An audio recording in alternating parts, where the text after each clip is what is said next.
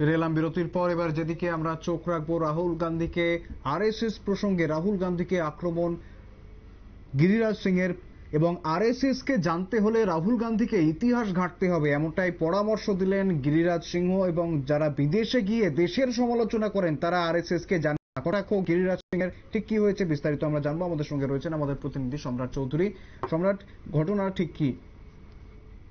না শুভেন্দু, রাহুল গান্ধী সম্প্রতি আরএসএস নিয়ে একটি মন্তব্য করেছেন, যেখানে উনি বলেছেন যে বিজেপির যে মূল সংগঠন বা আমরা মাদার অর্গানাইজেশন বলে যেটা মনে করি, মূল সংগঠন আরএসএস বিশ্বাস করে ভারতের ভারত একটি একাত্মবাদে বিশ্বাস করে আরএসএস, কিন্তু বিজেপি সেই একাত্মবাদে বিশ্বাস করে না, এরকম একটা পার্থক্য করে একটা মন্তব্য করেছেন রাহুল গান্ধী। এবং ওই মন্তব্যের পরিপ্রেক্ষিতে গিরিরাজ সিং পাল্টা প্রতিক্রিয়া জানিয়েছেন যে ওনাকে পরামর্শ দিয়েছেন উনি যেন ইতিহাস ঘেঁটে দেখেন, পাশাপাশি বলেছেন যে যদি মৃত ব্যক্তির সঙ্গে সম্পর্ক করা যায় তাহলে যেন উনি ওনার ঠাকুরমা ইন্দিরা গান্ধীর সঙ্গে যোগাযোগ করে আরএসএস এর ইতিহাস সম্পর্কে জেনে নেন।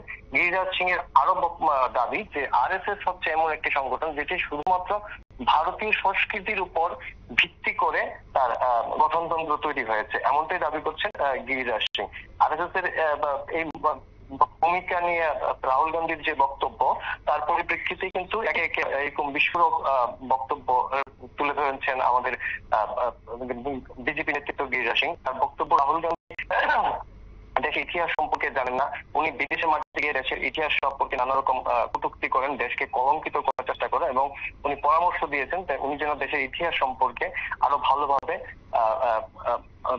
পড়াশোনা করে নেন, পড়াশোনা করে যেন উনি এইসব মন্তব্য করেন। শুভেন্দু, একেবারেই। এবং সেক্ষেত্রে যে রাহুল গান্ধীর এই যে গোটা বিতর্ক, সেই বিতর্কের পিছনে ঠিক কারণ কি কি মনে হচ্ছে?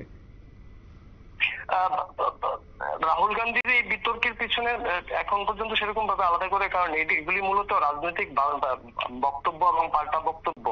উনি রাজ্য সম্পর্কে একটি মন্তব্য করতে গিয়ে আরএসএস সম্পর্কে এটি বলেছেন যে আরএসএস মূলত উনি যেটা বোঝাতে চেয়েছেন যে আরএসএস একাত্মবাদে বিশ্বাসী। আরএসএস ভারতবর্ষে, উনি মূলত আরএসএস এর প্রশংসাই করেছেন যে আরএসএস যে দেশের যে সংস্কৃতি একাত্মবাদে বিশ্বাসী।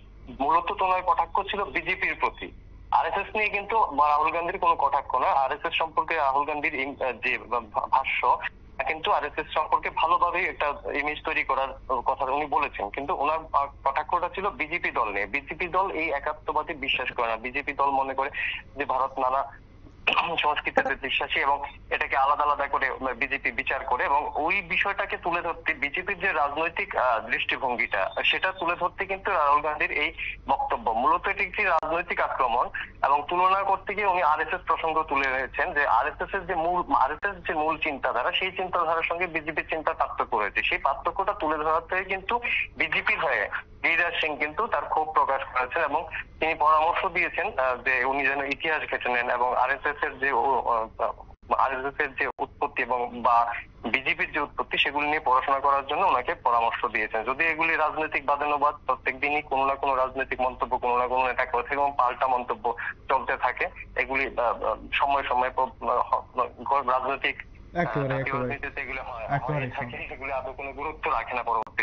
একেবারে। সম্রাট, ধন্যবাদ। আমাদের প্রতিনিধি সম্রাট চৌধুরী বিস্তারিত জানাচ্ছিল।